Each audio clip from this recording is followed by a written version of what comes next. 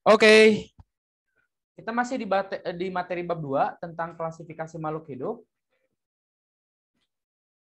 Ya, kita akan bahas tentang klasifikasi dikotom dan kunci determinasi. Terlihat ininya slide-nya? Iya, Pak. Ada ya? Terlihat, Pak. Oke. Nah, kunci determinasi itu disebut juga dengan kunci dikotomi ya. Artinya apa dikotomi itu? Di itu dua ya. Nah, merupakan suatu kunci yang digunakan untuk menentukan takson. Nah, takson itu apa? Kemarin sudah kalian rangkum ya. Untuk menentukan takson yaitu tingkatan organisme ya, mulai dari filum, dari paling atas itu kingdom ya. Kingdom, divisi, kelas, KDCOO, ordo, family, genus, sama spesies yang terakhir ya. Jadi kalau Bapak sih disingkatnya KDCOFGS ya. KDCOFGS. Kingdom, divisi, ordo, dan seterusnya sampai ke spesies yang paling dasar. Ini digunakan sebagai dasar dalam mengidentifikasi makhluk hidup. Ya, jadi sebelumnya Bapak sudah sampaikan bahwa klasifikasi itu digunakan untuk mempermudah kita ya sebagai ilmuwan dalam melakukan atau ingin meneliti suatu makhluk hidup yang baru kita temukan. Nah, kita golongkan termasuk ke golong apa sih ya, ada yang paling mendekati. Pertama kali dikenalkan oleh seorang ekolog ya, ahli ekologi, ahli hewan, zoolog, dan seorang botanis juga, ahli tumbuhan. Dia juga seorang dokter ya, dokter dari Swedia ya. Ini pastor ya, Carolus Linnaeus.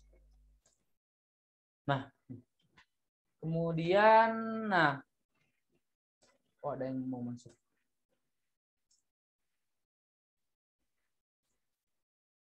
Di sini berbagai macam ilmuwan itu menjelaskan tentang klasifikasi ya. Ada yang dua kingdom. Nah, Linnaeus ini dia memperkenalkan dua kingdom. Dua kingdom itu dua kerajaan makhluk hidup. Kerajaan tumbuhan dan kerajaan hewan. Masuk lagi ke Haeckel. Dia mendefinisikan tiga kerajaan. Kerajaan Protista, Plantae, dan Animalia. Sampai pada akhirnya ke klasifikasi 5 kingdom yang kita gunakan, klasifikasi 5 kingdom ya. Ada juga yang menggunakan 4 kingdom, 6 kingdom ya. Tapi yang kita gunakan itu adalah 5 kingdom ya. Mulai dari Protista, Monera, Fungi, Plantae, Animalia ya. Monera itu kelompok bakteri ya, Protista juga sama. Pokoknya yang mikroorganisme itu ada Monera sama Protista. Fungi itu jamur, Plantae itu tumbuhan, dan Animalia itu adalah kelompok hewan. Nah, kalau Bapak tanya, manusia itu masuk ke dalam kingdom yang mana? Coba dijawab. Menurut kalian nih, manusia itu masuk ke kerajaan mana? Apakah kerajaan Animalia, Pak. Animalia. Animalia, Pak. Animalia itu siapa yang Animalia. Siapa yang jawab? Sebutkan nama ya. Jason tadi, Pak. Oke. Animalia. Oke, kenapa disebut Animalia? Coba jelaskan singkatnya. Kenapa manusia digolongkan ke dalam hewan? Ada yang setuju, ada yang tidak setuju? Boleh mengargumenkan pendapatnya? Karena manusia bisa berkembang biak. Manusia bisa berkembang biak, sama seperti hewan ya? Ya, Pak. Pendapat yang lain, teman-teman yang lain silakan. Ada yang mau disebut hewan di sini? Enggak, Pak. Oke, jadi bagaimana nih? Apakah manusia masuknya ke dalam golongan animalia atau bukan? Atau tidak ada sama sekali? Manusia tidak masuk ke makhluk hidup, jangan-jangan. Ayo coba berpendapat dulu. Tadi Jason sudah ya, makasih Jason. Yang lain silakan. Bapak gak bisa ngelihat anak-anak di sini, kenapa ya di Zoom-nya nih? Off cam semua, Pak. Oh iya. Ada Benny? Hadir. Nah, itu Coba Benny berpendapat, Ben. Apakah manusia tergolong ke dalam hewan atau bukan? Coba, menurut kamu nih.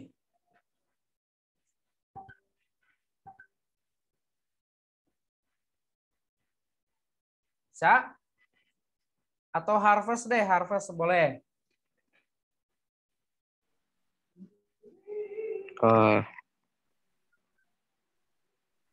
Nggak tahu, Pak.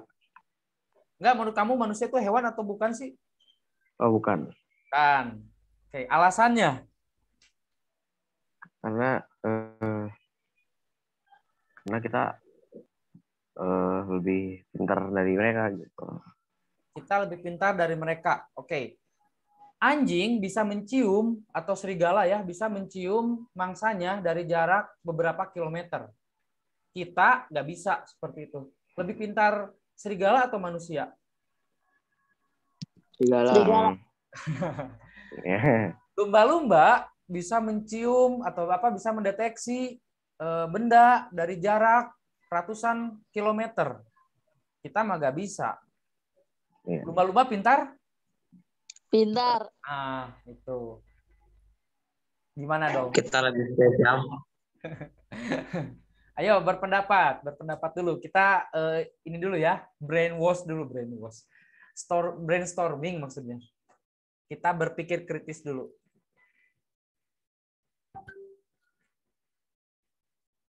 Ada yang mau berpendapat lagi? Atau sudah cukup? Cukup, Pak. Cukup ya. Oke.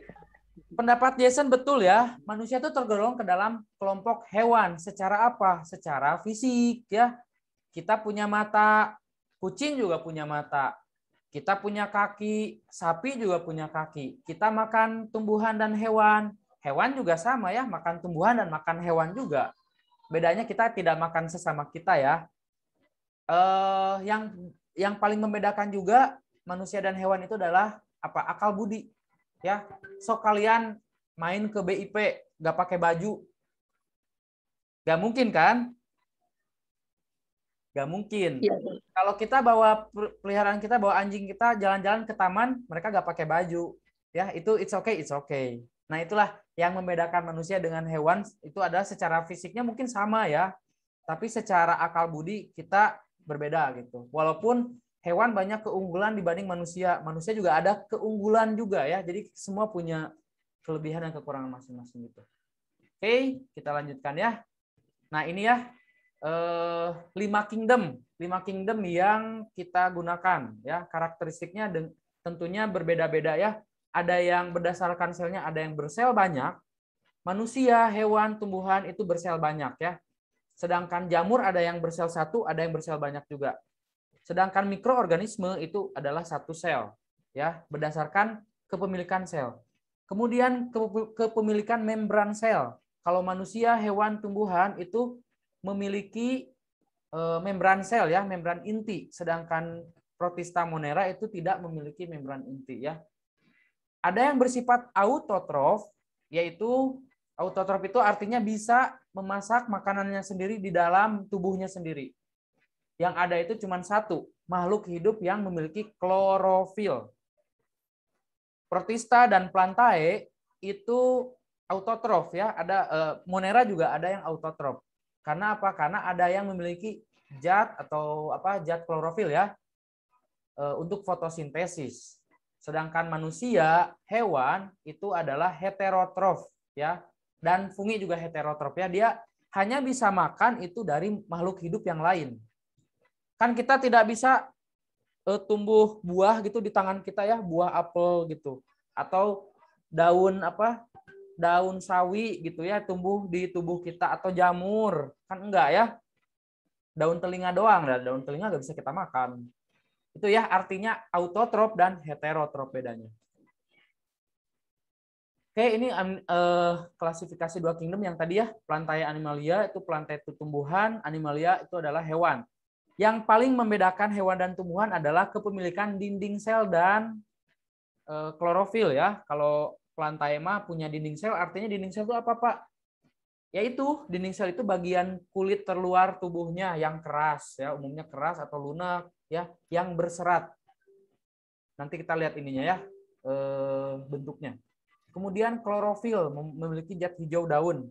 Manusia dan hewan nggak punya ya zat hijau daun. Kemudian ini yang 3 kingdom, 4 kingdom, 5 kingdom, dan ada yang 6 kingdom. Tambahannya apa? 6 kingdom itu adalah eubacteria.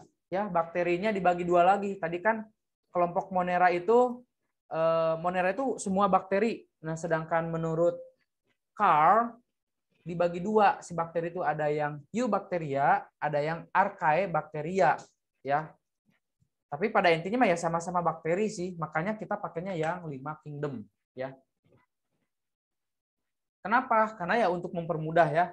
Jadi istilahnya kalau klasifikasi 2 kingdom itu terlalu luas ya. Kalau klasifikasi 5 kingdom itu udah yang paling sederhananya, tapi ya ideal ya. Maksudnya yang paling ideal itu adalah yang 5 kingdom. Jadi kenapa banyak orang lebih menggunakan 5 kingdom ya. Ya seperti ini ya, ininya peta konsepnya kurang lebih tentang 5 kingdom ya, menurut Whittaker nih. Oke, ini urutan takson ya. Tadi Bapak sudah jelaskan secara singkatnya. KDCO, FGS ya, kingdom, divisi, kelas, ordo, family, genus, dan spesies. Makin tinggi kastanya, taksonnya, artinya dia makin luas ya. Makin luas ini, makin banyak makin sedikit persamaannya. Sedangkan semakin ke bawah artinya apa? Spesies itu makin banyak ciri-ciri kesamaannya, ya. Nah, urutan tersebut itu didasarkan atas persamaan ciri yang dimiliki, ya. Semakin ke bawah semakin khusus, artinya semakin sedikit ya ciri-cirinya. Sedangkan semakin ke atas itu semakin luas. Ini contoh kriteria untuk klasifikasi tumbuhan ya. Dilihat dari organ perkembangbiakannya, habitatnya, bentuk dan ukuran daun, ataupun cara berkembang biak. Jadi kita bisa mengklasifikasikan tumbuhan itu berdasarkan 4 ini ya. Organ perkembangbiakannya, apakah memiliki spora atau tidak, atau dengan bunga. Habitatnya, apakah berupa pohon, perdu, atau semak ya. Bedanya pohon, perdu, semak ya seperti ini ya. Kemudian bentuk daun, ukuran daun ya. Kalau kita misalnya kelompokkan cemara dengan pinus, nah itu adalah satu kelompok berdasarkan bentuk daunnya. Ya, kemudian ada cara berkembang biaknya, apakah secara generatif atau vegetatif. Kemudian untuk hewan, apakah memiliki saluran pencernaan makanan yang lengkap? Apakah memiliki kerangka di dalam atau di luar ya? Nih contohnya nih. Mr. Crab, Tuan Crab di SpongeBob itu kan kepiting ya. Dia itu adalah kelompok exoskeleton, artinya tulangnya ada di luar. Sedangkan manusia, sapi, kucing itu adalah endoskeleton ya, berdasarkan kerangkanya. Artinya tulangnya ada di dalam ya. Kemudian berdasarkan anggota gerak, apakah punya kakinya 2, berkaki 2, kaki 4, atau bahkan tidak berkaki. Bisa seperti itu ya. Contohnya misalnya belut, ular, sidat sama ikan itu adalah kelompok hewan yang tidak memiliki kaki, kayak gitu ya. Contoh sederhananya. Kita lanjutkan lagi. Nah, ini yang harus diperhatikan dalam membuat kunci determinasi itu adalah seperti ini ya. Nanti mungkin kan kalau baca mah pusing ya maksudnya apa. Nanti kita langsung ke ini nih, ke contohnya. Nah, oke, kita lihat. Nah, di sini sudah ada contoh ya nomor 25. Ini contoh soal ulangan ya. Kita lihat dulu di 1A ya. Sebentar, mana itu? Kita lihat nomor 1 ya. Nomor 1 ini adalah apakah tumbuhannya berpembuluh atau tidak berpembuluh ya. Jadi dikotomi itu ada 2 pernyataan ya, pernyataan A dan pernyataan B ya. Ini seperti ini nih. Pernyataan A dan pernyataan B ya. Semua sama nih. Nomor 2 juga pernyataan kedua ada 2 pernyataan, yang ketiga ada 2 pernyataan, dan pernyataan 4 ada 2 pernyataan ya. Artinya apa? Berseberangan ya. Yang satu iya, yang satu tidak gitu maksudnya. Kita baca pertanyaan nih. Berdasarkan kunci dikotomi tersebut, urutan identifikasi yang benar untuk tanaman jambu. Oke, untuk tanaman jambu. Kira-kira apa? Ya, coba kita telaah ya.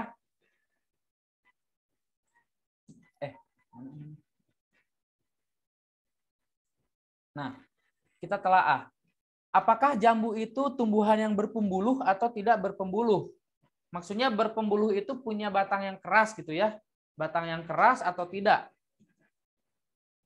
Tanaman jambu tanaman keras bukan? Iya, Pak. Ya ya. Oke, berarti 1A ya. 1A. Terus lihat pernyataan berikutnya nih. Dari 1A kita disuruh kemana? Oh, disuruh ke nomor 2. Kita langsung lanjut ke nomor 2. Apakah berbiji terbuka atau berbiji tertutup jambu itu? Maksudnya apa? Apakah bijinya ada di dalam atau di luar buahnya? Jambu Di itu dalam Pak. buah. nah, bijinya di dalam ya. Kalau di dalam artinya tertutup. Berarti 2B ya. 2B. Nih, dari 2B disuruh kemana nih? Disuruh ke 3, Pak. ketiga ya. Oke, kita lanjut ke nomor 3. Pernyataan nomor 3. Apakah berkeping 2 atau berkeping 1? Artinya, apakah monokotil atau dikotil? Apakah dikotil atau monokotil jambu itu? Halo? Tahu Ya, kan Pak. bedanya monokotil dikotil, tahu kan? Tahu Pak, tapi lupa Pak. Nah, kalau Lupa. monokotil itu contohnya jagung, rumput. Nah, apakah rumput daunnya seperti apa sih? Panjang ya, seperti pita ya. Kalau jambu itu Iya, Pak. daunnya seperti pita atau tidak? Tidak, Pak. Tidak ya. Tidak, Kalau Pak. tidak berarti dia berkeping 2. Ya, nih berkeping 2. Berarti 3A ya. Oke, dari 3A disuruh kemana nih? Ke 4, nomor Pak. 4. 4. Bertulang daun menyirip atau menjari? Tahu bedanya? Menyirip, Pak. Menyirip betul ya. Kalau menjari itu kayak daun singkong, ganja, daun pepaya itu menjari. Jadi yang mana jawabannya? A atau B? 1A, 2B, berarti B ya. Jawabannya Iya, ini. Pak. Oke, sampai di sini paham nggak untuk menentukan kunci dikotomi? Gampang ya? Paham, Pak. Yang penting kita tahu tumbuhannya apa, hewannya apa. Oke, kita lanjut ke contoh yang berikutnya ya. Coba kita lanjut ke contoh berikutnya.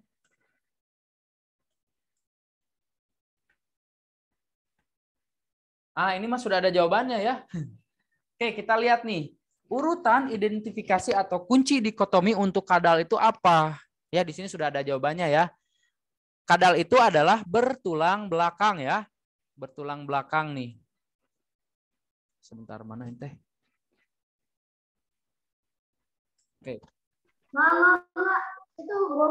Kadal itu bertulang belakang ya. Berarti 1B. Dari B kita lihat dia menyuruhnya ke nomor 3, Pak. nomor 3 ya. Berarti kita loncat ke nomor 3. Apakah kadal itu suhu tubuhnya stabil atau tidak stabil? Tidak stabil maksudnya apa Pak? Tidak stabil gini. Artinya gini, makhluk hidup itu atau hewan itu dibagi jadi 2 berdasarkan jenis darahnya. Ada yang berdarah panas, ada yang berdarah dingin. Berdarah panas itu artinya suhunya stabil kayak kita manusia ya, mamalia. Kemudian mamalia itu suhu tubuhnya stabil ya. Artinya apa? Tidak berubah.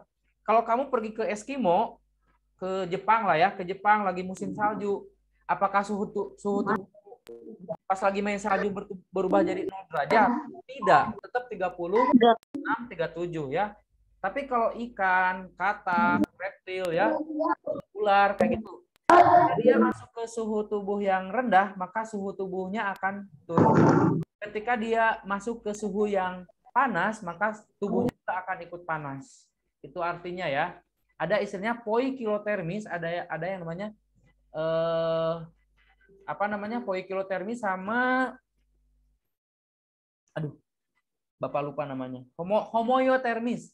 Homoiotermis itu artinya suhunya tetap sama, tidak berubah kayak manusia. Ya, ingat manusia itu homoiotermis, artinya suhunya sama. Jadi kadal itu karena dia reptil, makanya suhunya adalah tidak stabil, artinya berubah sesuai dengan lingkungannya. Dari B, kita disuruh kemana nih? Kelima, Pak. Ke nomor 5, oke. Apakah kadal itu bersisik atau tidak bersisik? Jawabannya adalah bersisik ya. Dari bersisik kita lanjut disuruh ke nomor 6 ya. Apakah hidupnya di air atau di darat kalau kadal? Udara. Di darat ya, di darat. Jadi 6B. Nih, seperti ini. Gampang ya, gampang sekali untuk menentukan determinasi.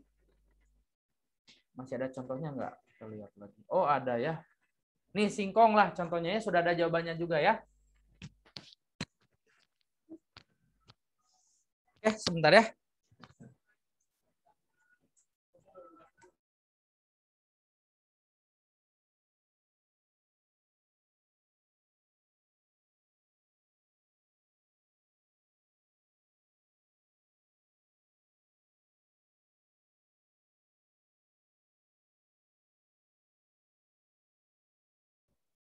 Oke, kita lanjutkan ya. Sekarang kunci determinasi atau kunci dikotomi untuk singkong.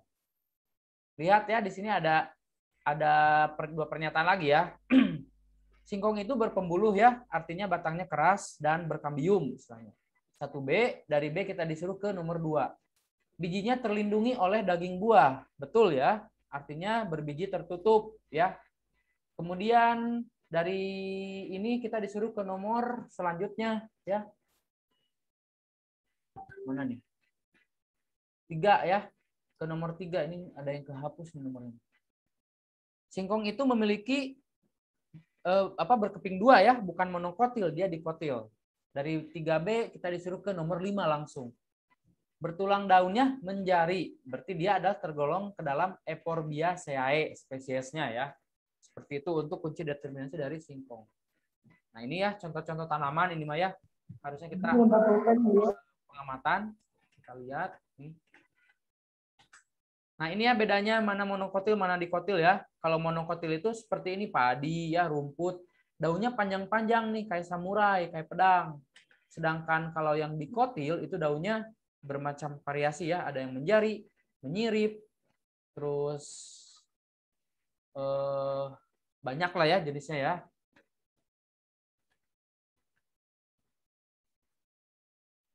Nah, ini teh latihan sebenarnya ya. Kalau misalnya kita lihat dulu 1A nih misalnya. Mempunyai akar, batang, dan daun, apakah berbunga atau tidak berbunga? Dari berbunga, misalnya kalau tanamannya berbunga. Kalau berbunga, tulang daunnya menyirip atau menjari, atau daunnya tidak menyirip atau menjari, nanti ketemulah urutannya ya. Urutan dari kunci determinasi atau dikotominya.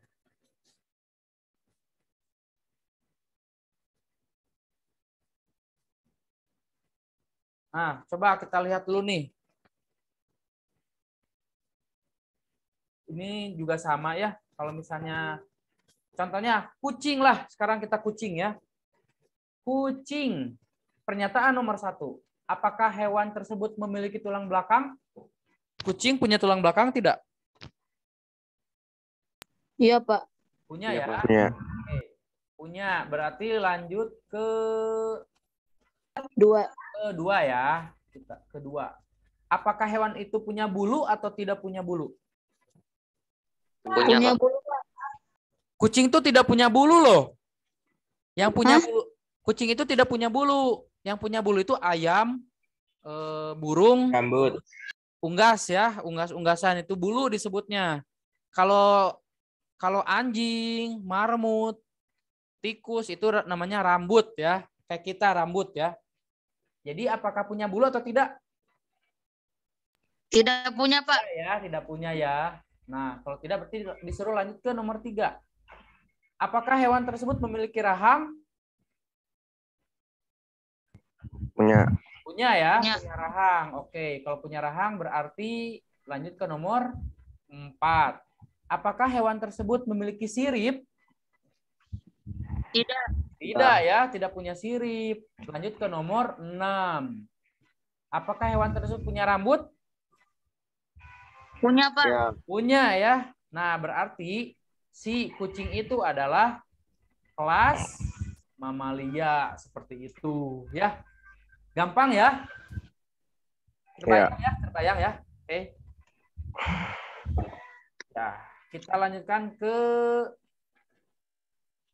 PowerPoint yang baru ya.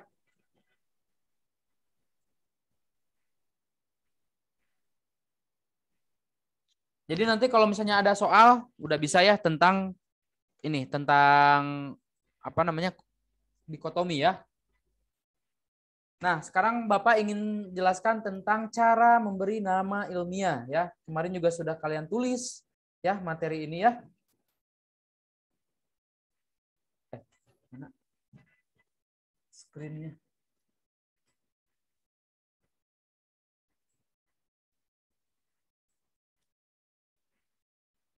Oke, ada ya, terlihat ya. Dapat dilihat? Iya, Pak. Oke. Iya, Pak. Kita masuk ke 1B, cara pemberian nama ilmiah. Jadi nama ilmiah itu adalah nama yang digunakan untuk memberikan sebutan bagi hewan ataupun tumbuhan ya, untuk makhluk hidup lah intinya mah ya. Menggunakan nama Latin ya. Ada 3 tahapan, yaitu tahapan identifikasi, yaitu kita lihat nih ciri-cirinya bagaimana ya, dari tubuhnya, dari bentuk, misalnya bentuk tubuhnya bagaimana, tempat tinggalnya seperti apa, ukuran tubuhnya seperti apa gitu ya. Kemudian kita kelompokkan ya, kelompokkan berdasarkan persamaan ya, yang tadi Bapak bilang, persamaan ciri-cirinya, mau ciri tubuhnya kah atau mau ciri tempat hidupnya kah ya. Kemudian yang ketiga baru kita kasih nama sesuai dengan jenisnya, kelompok jenisnya ya.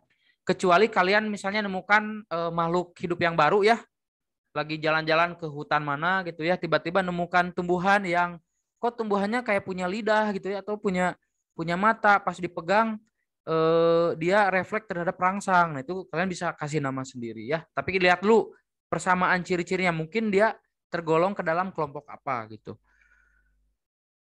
Ya. Nah, Carolus Linnaeus inilah yang memberi aturan tentang penamaan ilmiah ya, yang disebut dengan binomial nomenklatur ya. Binomial nomenklatur tuh dua huruf, dua kata ya. Bi itu 2 ya. Di itu 2, bi juga 2 ya. 2 kata. Misalnya kalau kalian ada yang namanya siapa? Jevino Immanuel misalnya, ngarang banget Bapak ya. Nah, itu nama binomial itu ya, 2 nama ya. Bi itu 2, nom itu nama ya, binomial 2 nama. Kalau misalnya diketik ya, kalau misalnya nama Latinnya diketik, nama ilmiahnya diketik, itu harus menggunakan huruf yang miring ya, dicetak miring.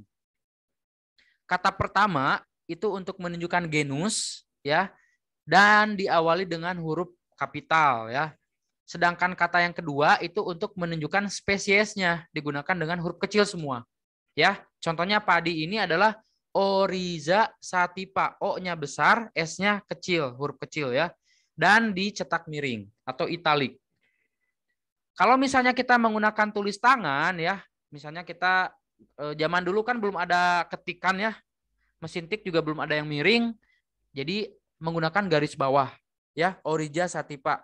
O-nya tetap huruf besar, S-nya tetap huruf kecil, dan di garis bawah. Garis bawahnya itu terpisah ya, Oryza garis bawah, baru sativa garis bawah, nggak digabung. Kemudian contoh yang lain misalnya ini jagung ya. Jagung itu nama Latinnya, nama ilmiahnya adalah Zeamais. Anjing, Canis familiaris ya. Kucing, Felis domestica. Harimau, Felis tigris. Apalagi ya nama. Kerbau, bubalus bubalis. Itu nama-nama Latin, kalian boleh cari ya nama-nama Latin. Nah, ini tadi yang Bapak sampaikan tentang urutan takson atau kelas-kelas dari organisme ya. Mulai dari kingdom, kerajaan, masuk ke divisi atau filum ya. Kelas, ordo, familia, genus, baru ke spesies ya. KDCO, FGS ini hafalannya. Bertingkat ya tentunya, setiap tingkatan itu punya punya persamaannya. Semakin tinggi itu makin banyak persamaannya, sedangkan makin ke bawah makin sedikit persamaannya ya. Ya, jadi segitiga terbalik ya, KDCO FGS, ingat-ingat ya, KDCO FGS. Kemudian aturan penulisan. Tadi sudah dijelaskan juga ya, harus huruf miring pastinya kalau diketik. Tapi ada juga yang 3 kata ya. Karena apa? Karena banyak jenisnya juga nih. Misalnya ada bunga sepatu. Ini ada jenis-jenisnya lagi. Ada yang warna merah, ada yang warna putih, ada yang warna pink misalnya ya. Nah, maka ditambahin dengan nama lainnya lagi gitu. Bisa juga yang 3 ya. Kemudian ini contohnya jahe ya. Zingiber officinale. Dua kata nih. Huruf awal, huruf besar, yang keduanya huruf kecil semua. Ya, seperti itu. Nah, ini contoh-contohnya nih. Manusia itu apa, Pak? Nama latinnya? Manusia itu adalah Homo sapiens, ya. Homo sapiens. Homo itu artinya manusia, sapiens itu adalah yang berjalan dengan tegak, ya. Homo sapiens. Kemudian apa lagi ya? Merpati. Nah, ini merpati itu Columba livia, ya. Kucing itu juga ada 2 ya. Kalau Felis catus ini kucing hutan ya. Kalau kucing rumah itu adalah Felis domestica. Artinya sudah didomestikasi, udah dirumahkan. Nah, ini kunci determinasi tadi sudah Bapak jelaskan ya. Ini juga sudah jelas sepertinya ya. Oke. Kita lanjut ke slide yang berikutnya. Oh, zoom-nya udah mau habis ya. Teman-teman semua silakan masuk lagi ke zoom yang sama ya, ke link yang sama. Ini akan mati dalam waktu beberapa detik lagi ya. Oke. Kita masuk ke zoom yang sama ya. Kalau sudah mati ya. Mati bentar lagi. Oke, Pak. Iya, Pak. Ya, Pak.